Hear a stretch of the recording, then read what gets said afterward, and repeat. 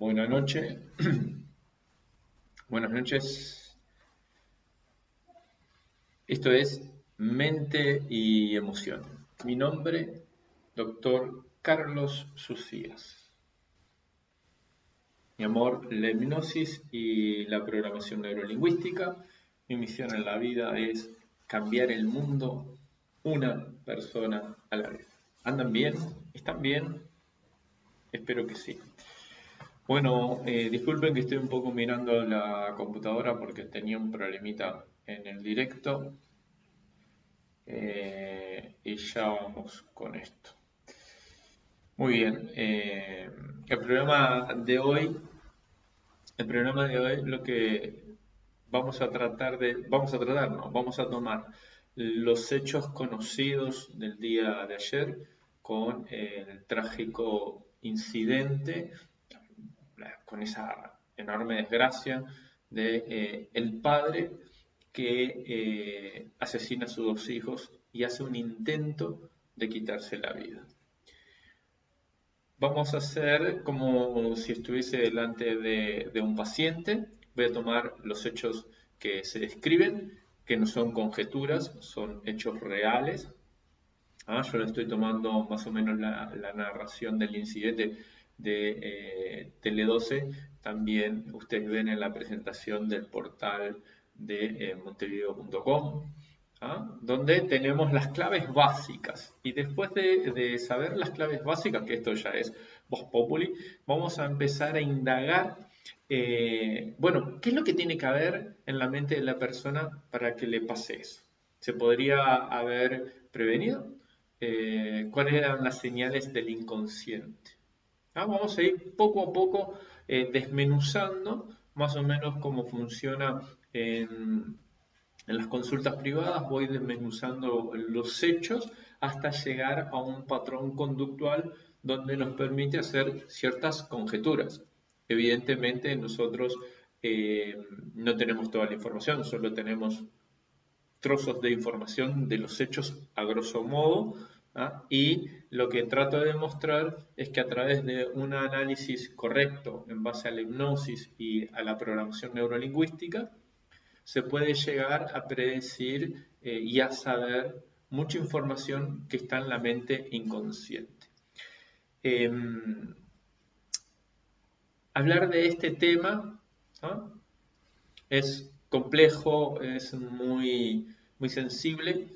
Me pareció bien interesante poder hablar de ello porque, bueno, en las consultas tengo padres que están saturados, padres que tienen problemas graves con sus hijos, que no podemos hacer la comparación en este caso, porque, bueno, no sabemos qué es lo que hay, tampoco ninguno de estos padres ha atentado con sus hijos, pero sí han ingresado en estados de depresión, en estados de angustias. Entonces, es importante poder analizar esto, ¿no? Entonces, tenemos, el caso es, un hombre asesinó a sus dos hijos, uno de 8 y 9 años, esto es en la ciudad de Montevideo, en el centro, y a la vez intentó quitarse la vida. Y acá ya esto nos da toda la escena. Entonces, primera cosa que tenemos que lograr entender es, ok, una cosa, lo que ustedes tienen que separar es, una cosa es un pensamiento y otra cosa es que ese pensamiento se convierta en una conducta. Todos tenemos pensamientos constantemente y por más que son deprimentes y demás, no los ejecutamos todos. Entonces, la primera cosa que yo sé de primera mano es que para que esa persona tuviese que llegar a ese evento, eso significa que necesariamente tuvo ese pensamiento. Ahora, insisto en esto, esta es información sensible. No lo pensó ni un día, no lo pensó ni 2 días, no lo pensó 3 días. Esto viene en su mente, viene en su mente, viene en su mente. Y esto es muy importante. Me imagino, como todos, estará la idea de el quitarse la vida. Esto es un pensamiento que seguramente este individuo de 48 años, de 48 años, seguramente que tuvo ese pensamiento muchísimo antes. No conozco ninguno que haya tentado en su vida que no estuviera 2 o 3 años pensando en eso.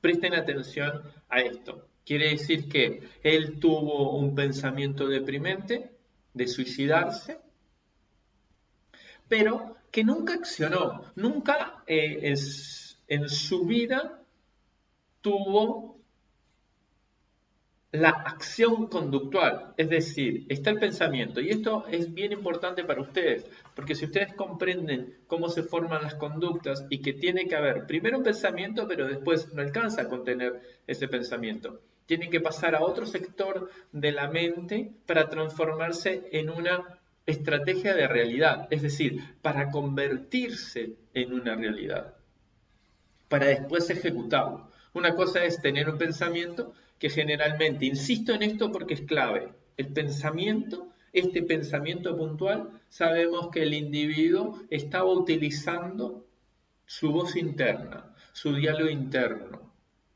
¿Ah? Entonces le empezó a dar, como solemos decir, matraca. Eso empezó a entrar en un bucle. Y después empezó a relacionar cosas. ¿Qué es lo que hizo? Empezó a imaginar y después pasó. Pasó eso, le pasó el estado depresivo, llegó esa alarma de su mente inconsciente que le dijo, ok, deja de pensar en esto, y ahí frenó la conducta. Ahora, fíjense en que la persona llega al punto sobre lo que sabemos, ¿no? Sobre lo que tenemos de información, de que tiene una pelea, se separa de la esposa o la mujer, como quieran interpretarlo ustedes, no sé el término legal que tiene, pero de su pareja, se separa. ¿Ah? Se queda con sus 2 hijos, o sea, sus 2 hijos lo vienen a visitar. Supuestamente lo que dijo la esposa es que no había dado ningún tipo de señal. Pero ahí los tenemos que cuestionar es, ok, ¿a quién no le dio ningún tipo de señal? ¿Qué conocimiento tiene la persona de la conducta? Que conoce el individuo seguro. Ahora, ¿conoce sobre las conductas? ¿Sobre los desenlaces emocionales para saber cómo podría desembocar en eso? ¿No? Una de las cosas que a mí, en lo personal, más me llamó la atención es el hecho de que ¿qué, qué se está escondiendo? ¿Qué es la última información? ¿Qué fue esa gota que rebasó el vaso? ¿Cuál fue? Esa es la clave. ¿Ah? Porque, ok, reaccionó bien, se lo tomó bien, y se separaron y listo. Y tiene un desenlace así, ¿no? Bueno, antes de eso, evidentemente que tuvo que haber dado señales.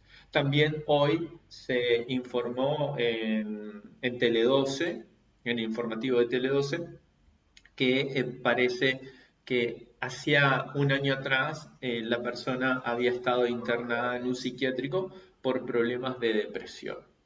Ya tenemos ahí un rótulo. Bueno, ya no estamos hablando de una persona completamente normal. Al menos decimos, si no tuvo un problema psiquiátrico importante, estuvo en un estado de depresión bien significativo. Es decir, suficiente como para estar internado. ¿Ah? Después se rehabilitó y ahí hay que, bueno, ver un poco, sopesar qué es lo que la gente llama rehabilitación. Es decir, ¿salió del estado depresivo o en realidad la medicación lo mantuvo controlado? Y ahí empieza toda la parte importante, ¿no?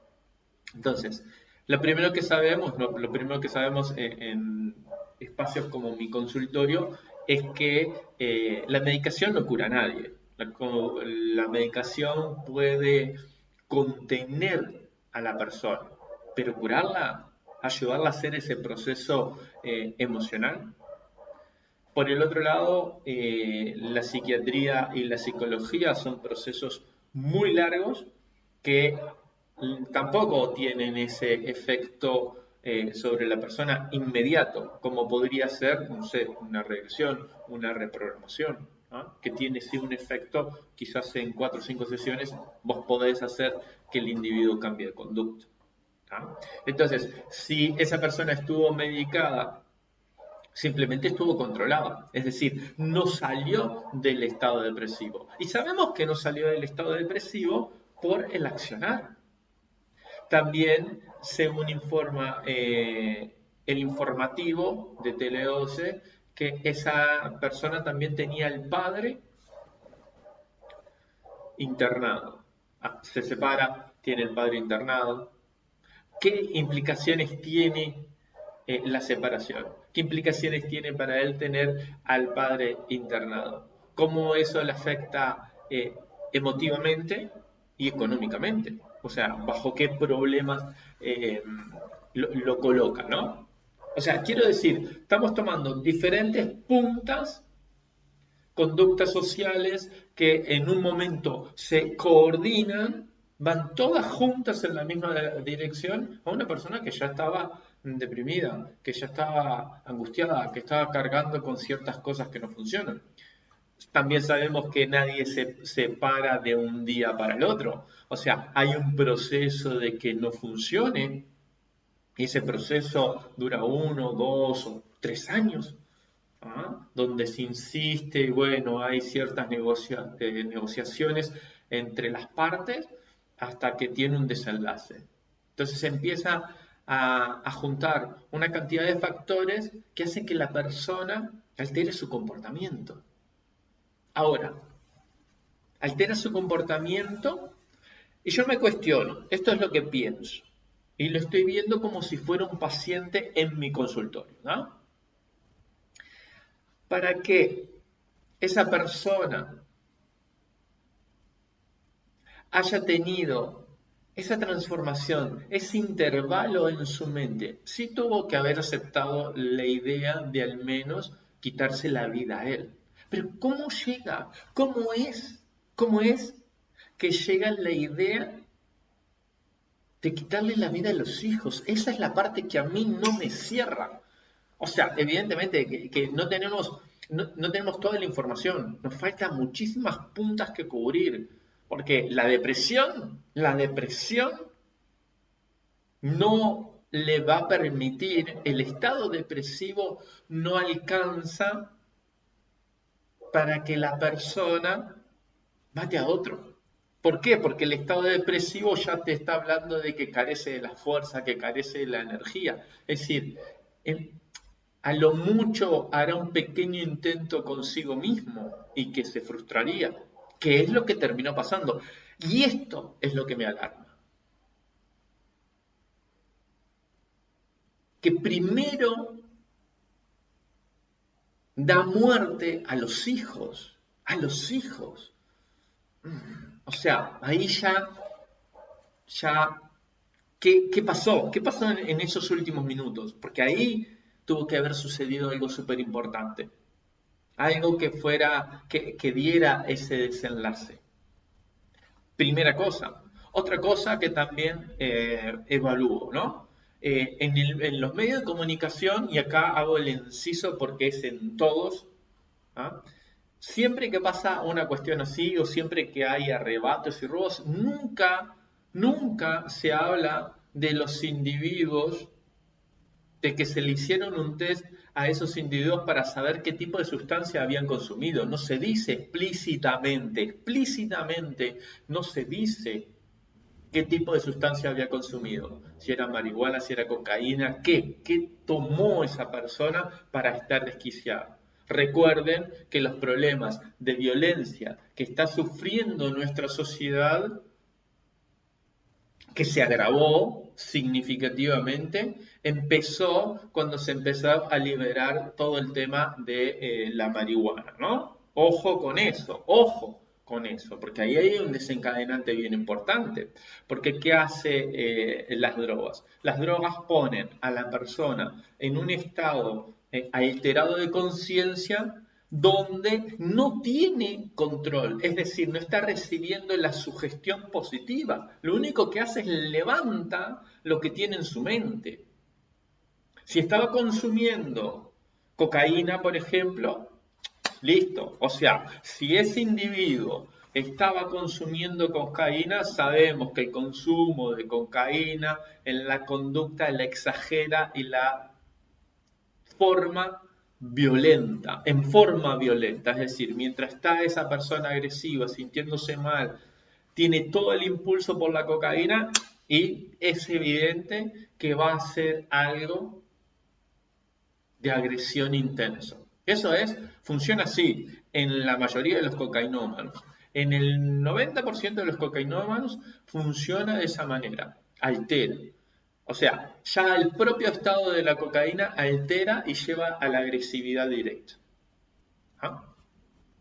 Entonces ya tenemos información. Ahora agregale que hay una persona que está reprimida, que tiene un problema de depresión y que en su cabeza está buscando una salida, ese estado se saca y tiene un vuelo. Pero fíjense en que el vuelo que tiene le da el estado donde su mente se saca, le da para matar a los hijos, pero no le da la energía para autoeliminarse. Apenas puede hacerse algo de daño. Acá metáforas, ¿no? O sea, estoy tomando información a grandes rasgos, no estoy haciendo cálculos de lo que yo haría con un paciente, entiéndase eso, no estoy emitiendo un juicio sobre el individuo, ya que no lo conozco, no tengo toda la información ahí.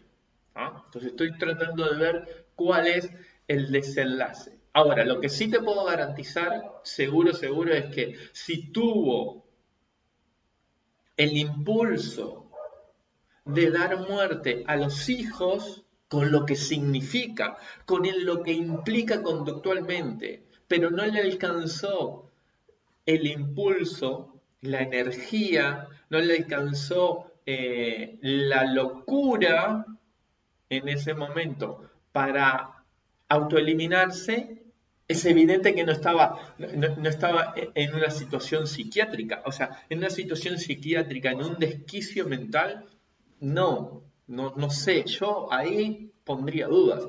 Lo que digo es que muy probablemente esa persona estaba bajo el efecto de alguna droga.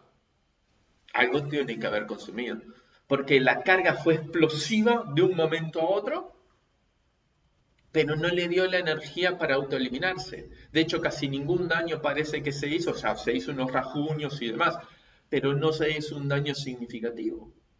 Y después está esperando a la policía, es decir, que terminado el acto, se dio cuenta de que estaba teniendo un desquicio en su mente, más un desorden psiquiátrico. Puede ser un evento de esquizofrenia que le vino el impulso y, o sea, una personalidad múltiple que lo tomó por impulso y lo llevó a eso. Sí, sí, sí, o sea, no te niego la posibilidad. Pasa, pero generalmente cuando se da ese tipo de casos, sí tiene el impulso suficiente para quitarse la vida.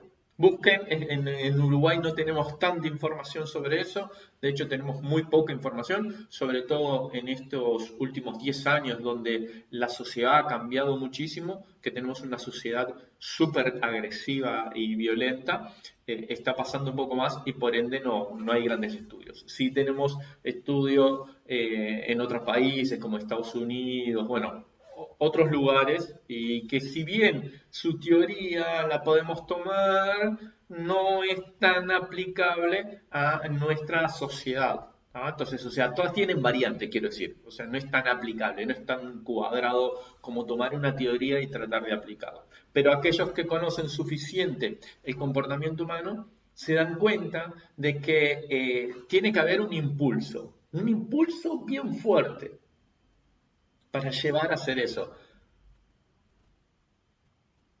Ahora, tiene que haber alguna sustancia.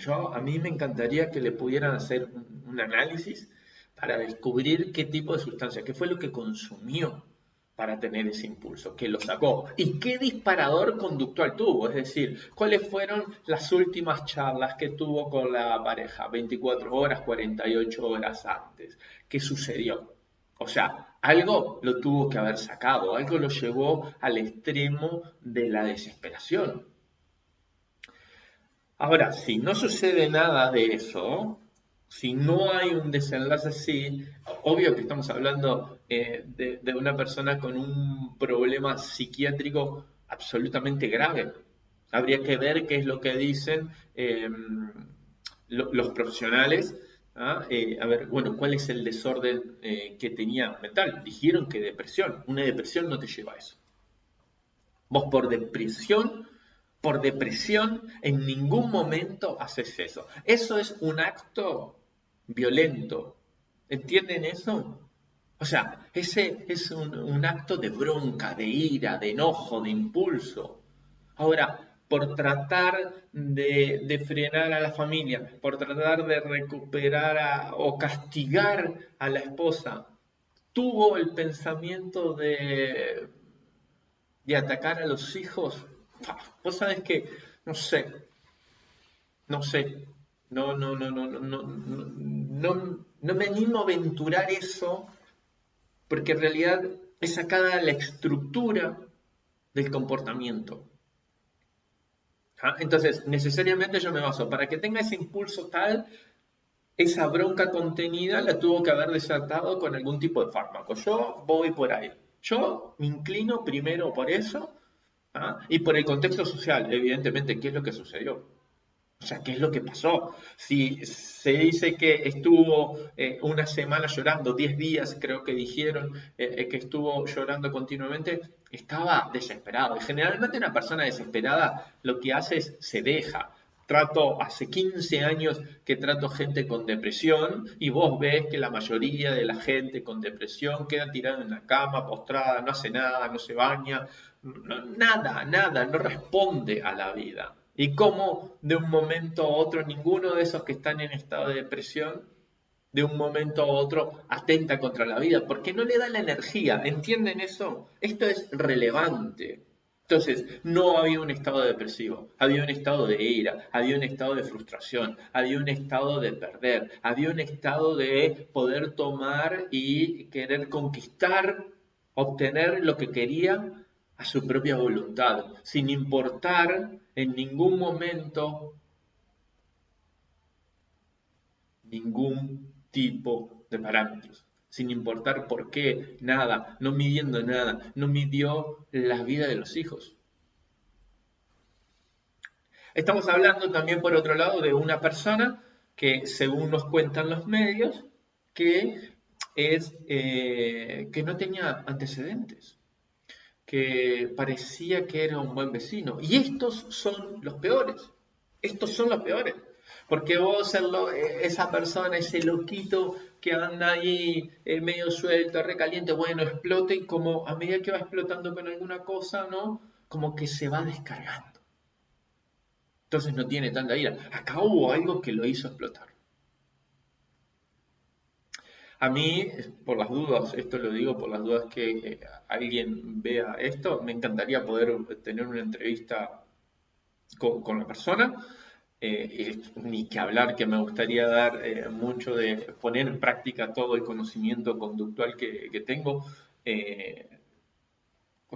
De una forma directa para ver qué es lo que hay ahí, para poderlo mirar a los ojos y ver cómo se mueven sus ojos, en dónde se conectó, con qué tipo de sensación se conectó, qué fue lo que había por debajo de eso. Y lo que no estamos hablando en ningún momento, ¿cuál es la historia?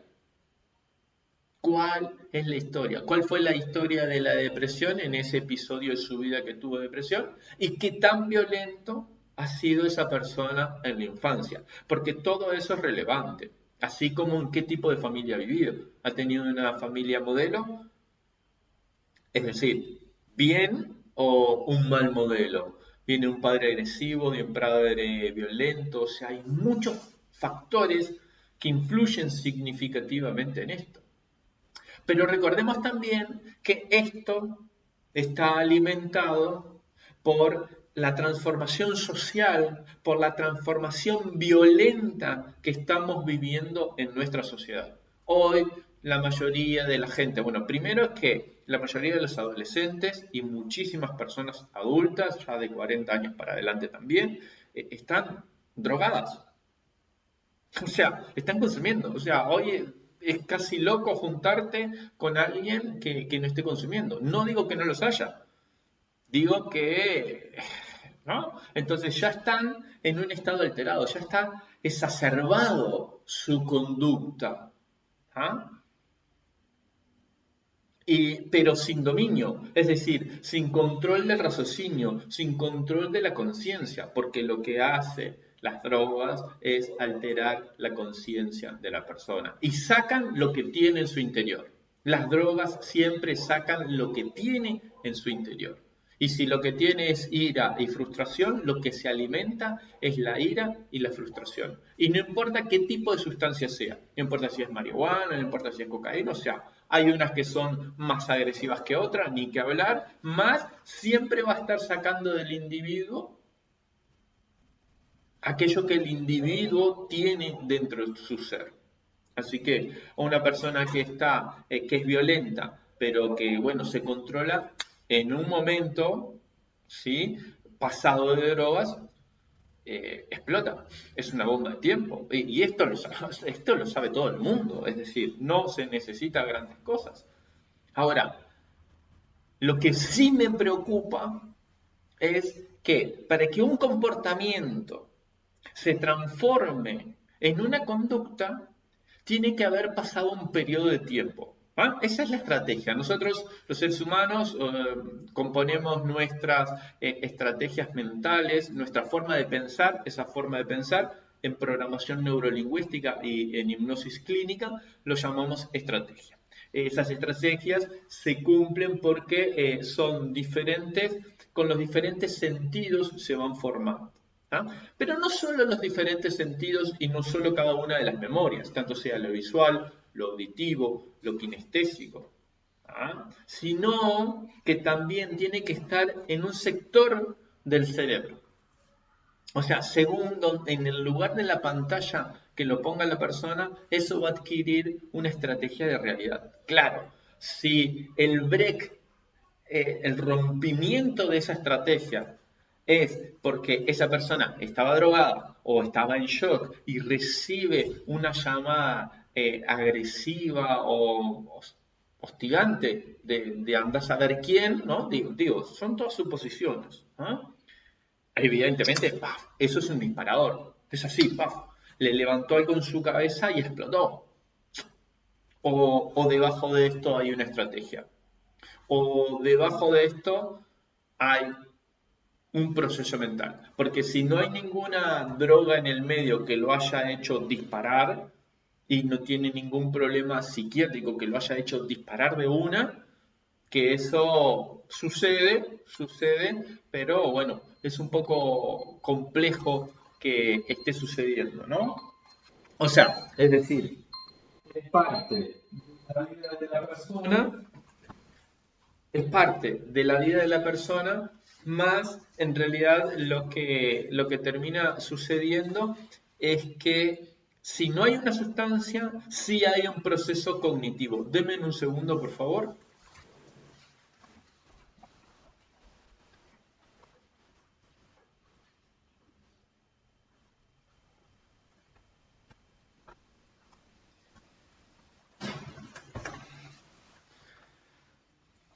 Sí hay un proceso cognitivo, ¿no?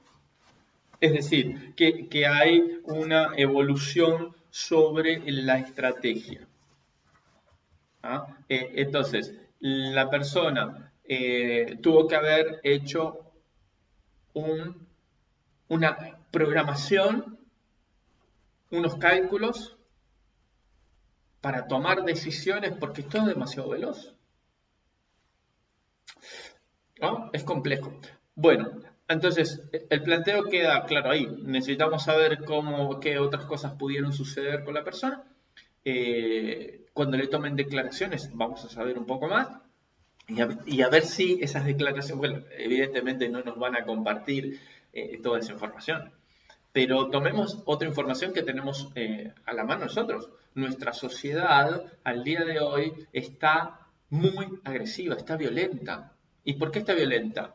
Bueno, está violenta porque la mayoría de nuestros adolescentes y la mayoría, una buena porción de los adultos, están con su mente alterada. Es decir, que son bipolares. Es decir, si está todo bien, vos lo miraste, lo saludaste, está todo genial, como está sacado en su mente, ¿no? Eh, si, no sé, como pasó el otro día, un auto rozó a otro auto y uno de los tipos se bajó alteradísimo, gritando, diciendo improperios, ¿no? Con una acción. Y la otra persona, primero que era una mujer, y segundo, muy calmada, la señora llevó la circunstancia muy educadamente, ¿no? Entonces no pasó a mayores, pero el tipo estaba resacado, se había sacado de ahí. Me imagino que si hubiese sido un masculino, seguramente terminaba eso con una agresión física, ¿ah? Y dramatizando porque el auto se tocó, pero lo hace exacerbado del individuo, no, mirá, me rompiste todo el paragolpe. No, pero yo lo miré, ¿no? Porque justo estaba pasando por ahí, lo vi todo, ¿no? Y en realidad no le había pasado nada, nada. Entonces, pero sí, eso es el estado de shock que se pone la mente porque los individuos tienen un alto consumo. Entonces su mente se acelera rápidamente por ese consumo y lo que hace es revienta en ira, en enojo, en frustración. ¿Ah? Y evidentemente que lo lleva a la violencia. Pero eso es algo bien claro que lo estamos viviendo todo el día. O sea, todo el día. Hoy para robarte, no sé, el diario de la puerta de tu casa, te incendian la casa y para robarte el diario, ¿entendés? O sea, van a robar de repente 5 o 6 alfajores, invento, digo estupideces para dramatizar humorísticamente, aunque no me río, ¿ah? Eh, pero te roban, no sé, 3 bizcochos y te matan por 3 bizcochos. Y es esta sociedad, la sociedad de consumo, la sociedad adictiva y la sociedad enferma. Enferma, primero que nada, por toda la sustancia que están consumiendo. Pero también una de las cosas que ha existido y que está existiendo ya hace más de 15 años que se viene forjando es el alimento, el incentivar, ¿ah?, a la gente a protestar, por cualquier cosa protestar, por cualquier cosa moverse, por cualquier cosa levantarse. Entonces, las personas perdieron, perdieron la sensibilidad de la realidad.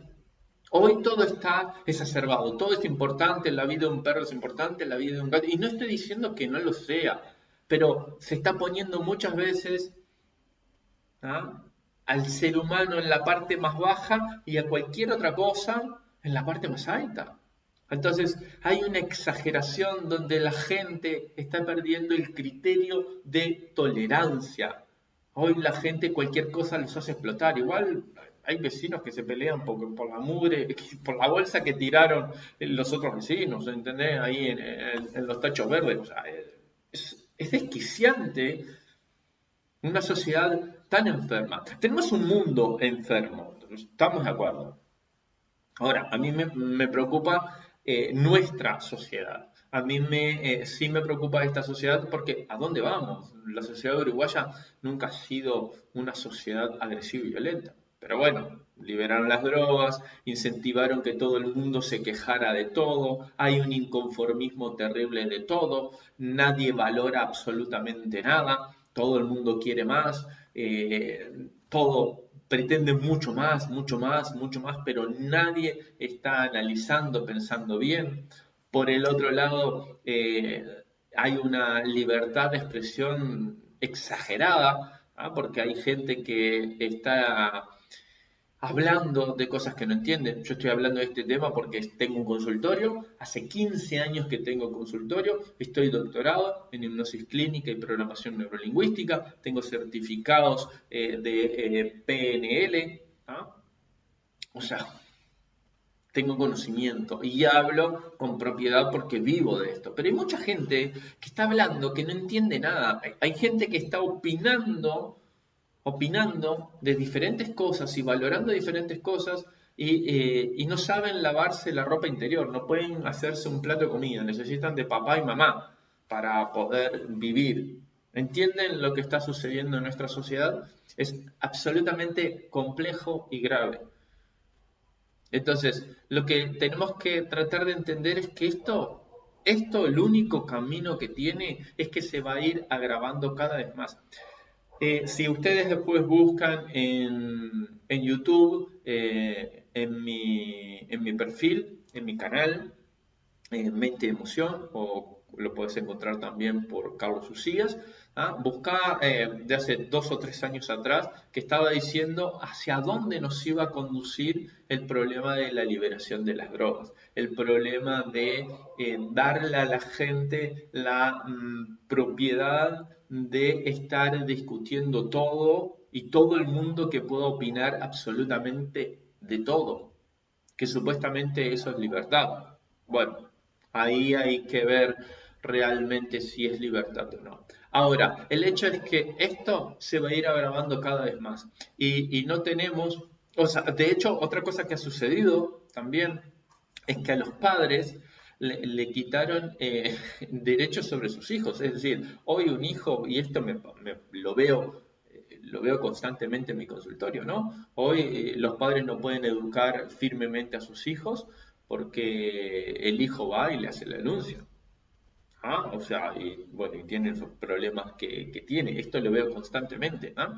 Entonces, tenemos un problema social muy, muy grave. Otro problema social que tuvimos, que fueron que modificaron las gráficas, es que lo que hicieron es a las personas con trastornos psiquiátricos, psicológicos, con problemas de adicciones, ya no se las interna, no se las internaba, no se las interna lo suficiente, no los tienen ahí internados, ¿no? O sea, bueno, más o menos los controlan y después esas personas quedan libres. Pero esas personas que quedan libres son esas personas que después se sacan en la vida. ¿Ah? Esas personas que tienen el compromiso de tomar la medicación y dejan de tomar la medicación, consumen drogas y después se disparan. Un evento parecido no tiene nada que ver, pero un evento de hace 2 años atrás, creo, si no estoy equivocado, de un individuo que estaba trabajando en el puerto y chocó un barco, ¿no? Metió ahí el elevador de los contenedores, lo metió contra un barco y lo dio. Y lo que le había pasado al individuo es que no había tomado la medicación. Entonces, hoy el sistema, bueno, el sistema que teníamos anteriormente, lo que hizo es modificar de algunas maneras en las gráficas, liberar, entonces no, tenemos menos psiquiátrico, tenemos más control, hemos ganado esto, que yo no, cambiaste la gráfica, o sea, vos lo liberás y están ahí las personas, y esto lo escucho todos los días porque cuando estoy en radio, tanto sea Radio Galaxia o en el otro programa de Oriental, ¿ah? Rumbo Oriental, o sea, las personas me lo dicen, ¿no? O sea, nadie interna a los hijos que están drogadictos, que están sacados, que le está pegando a la madre, que le está robando las cosas a la madre, que le incendia la casa a la madre o que, bueno, evidentemente que le pega a la madre. ¿Ah?